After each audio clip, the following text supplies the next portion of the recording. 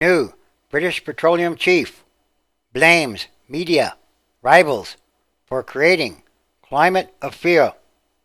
BP's new chief executive said its rivals in the media had supposedly helped cause a climate of fear during the summer when the oil giant's blown-out Gulf of Mexico well caused the worst ever oil spill in the United States. The comments by Bob Dudley represented the latest volley in BP's battle to rebuild its battered reputation by taking a harder line with those who have blamed the disaster on a safety culture at BP that, they said, put cost saving before safety. However, the remarks also prompted angry reaction from one U.S. lawmaker who said the company continued to be in denial about its responsibilities and called on Dudley to testify before Congress. In an address to the annual conference of British Business Lobby Group, the CBI, Dudley said there had been a great rush to judgment by a fair number of observers before the full facts could possibly be known, even from some in our industry. I watched graphic projections of oil swirling around the Gulf, around Florida, across and around Bermuda to England. These appeared authoritative and inevitable. The public fear was everywhere, he said.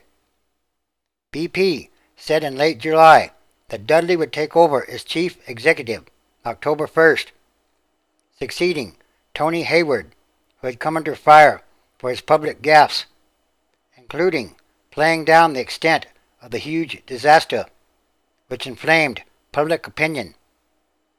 Dudley's comments echoed those he made early in the 87-day crisis during a television interview when he said scientists who argued the well was gushing up to 70,000 barrels per day were scaremongering. At the time, Dudley said the best estimate of the flow rate was 5,000 barrels per day, which was simply not true. A government panel later put the flow rate at 62,000 barrels per day. BP's rivals, including Chevron, Royal Dutch Shell, Exxon Mobil, have said they would have not have drilled the blown-out well the way BP did. The companies have also rankled at BP's argument that the disaster highlighted failures in the industry rather than flaws specific to BP. However, BP's own internal report into the disaster placed the blame largely on the contractors BP hired to drill and cement the well. At least one member of Congress slammed Dudley's comments. BP is continuing to point the finger at everyone but themselves. Since this disaster began, BP has stood for blame past, said Representative Ed Markey, Democrat, Massachusetts, in an emailed statement. BP also stands for the blood prophecy, because it really was about not heeding safety first. Markey said Dudley had refused a request to address a congressional hearing to discuss the spill and asked him to reconsider. Actually, this CEO should be in jail or something. Somebody should be in jail for this whole fiasco. Dudley also thanked the British government for its stalwart support in the face of harsh attacks from U.S. lawmakers during the crisis. At the height of the crisis, it made a big difference knowing we had such good friends at home, the U.S.-born Dudley said. Well, of course he's going to say that. In other words, he's trying to cover it up even more, because the truth is still not being told. Also, anyone hoping for total removal of all the oil deposited on beaches and marshes during the Gulf oil spill is going to be disappointed. While public amenity beaches such as the tourist beaches and Gulf shores, Orange Beach, or Gulfport, are to be cleaned until they are oil-free. Other areas will not get scrubbed as thoroughly, according to the final draft of a plan written by federal officials. The SCAT Shoreline Treatment Implementation Framework was signed in early October by BP, PLC, the U.S. Coast Guard, and officials from the state environmental agencies in Alabama, Mississippi, and Florida. A review of the document shows that the so-called amenity beaches will be cleaned to a no visible oil standard under the plan, but for many other areas, such as the miles of uninhabited shoreline on Dolphin Island, a lesser standard is suggested. Oil buried in the sand on beaches classed as non-residential will be allowed to remain in place, provided it is in bands less than 1.2 inches thick and patchy. Oil is buried up to 20 inches deep on some beaches, according to the document. The oil will periodically be uncovered by wind and waves, which will allow, theoretically, natural attenuation of the oil. The plan suggests that cleanup activities could at times do more harm than good in areas such as marshes, or could disturb birds and other wildlife on barrier islands. Disturbing beach sand as little as possible is a high priority in some areas, the plan says, particularly on barrier islands that suffer chronic erosion. In certain circumstances, the document suggests removing all of the oil from an area may not result in significant benefit.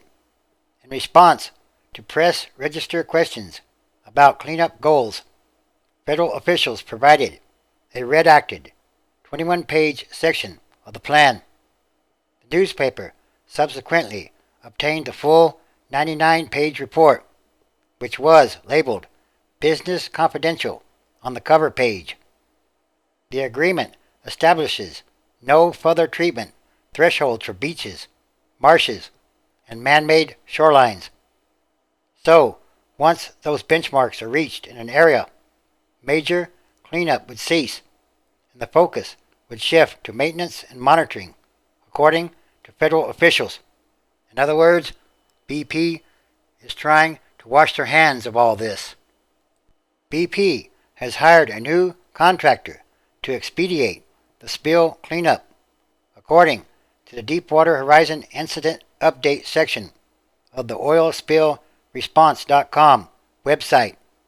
The company hired the contractor in an effort to reach no further treatment status by December 1st, 2010, according to the site. The plan states that the cleanup targets are not strictly prescriptive or limiting, and modifications or amendments may be appropriate for special cases. Dolphin Island Mayor Jeff Collier said the beaches should be restored to pre-spill condition and expressed concern that oil left behind in one area could easily migrate to other beaches during storms. We want all the oil off the beaches. I think that should go without saying. That's what everyone wants, Collier said. BP is responsible, whether the oil ends up on private property or public property. It is their mess. I don't see how it could be left anywhere. I don't like the idea of trying to distinguish between various kinds of properties when it comes to cleaning up the beaches. Asked about cleanup goals for Mississippi, state officials referred to the no further treatment standards, but said no formal decisions had been made. And again, there's something much bigger going on here. The Deepwater Horizon oil spill is a physical manifestation of the book of Revelation, and is still ongoing. Oil is still washing up on the beaches. There is still oil in the water. There's oil under the water, the surface, and is still coming up from the seafloor all around the blown out oil well. And these are more signs of the end times, transition days, which is a continuing process. Again, Ezekiel chapter 13, verse 19.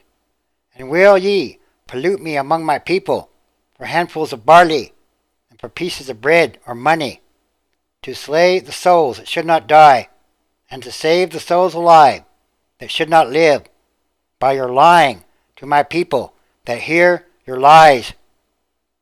20. Wherefore, thus saith the Lord God Almighty, Behold, I am against your pillows, wherewith you there hunt the souls, to make them fly. And I will tear them from your arms, and will let the souls go, even the souls that ye hunt, to make them fly. Revelation chapter 8, verse 8. And the second angel sounded, and as it were, a great mountain, burning with fire, was cast into the sea, and the third part of the sea became as blood. Revelation chapter 16, verse 3. And the second angel poured out his vial upon the sea, and it became as the blood of a dead man, and every living soul died in the sea. 4. And the third angel poured out his vial upon the rivers and fountains of waters, and they became as blood. 5. And I heard the angel of the waters say, Thou art righteous, O Lord, which are, and was, and shall be, because thou hast judged thus. 6. For they have shed the blood of saints and prophets, and thou hast given them blood to drink, for they are worthy. 7. And I heard another out of the altar say, Even so, Lord God Almighty, true and righteous are thy judgments. Yes, it's time for all prophecy to be fulfilled.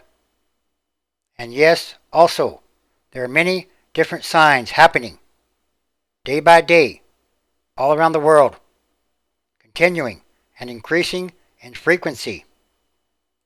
And all these are more signs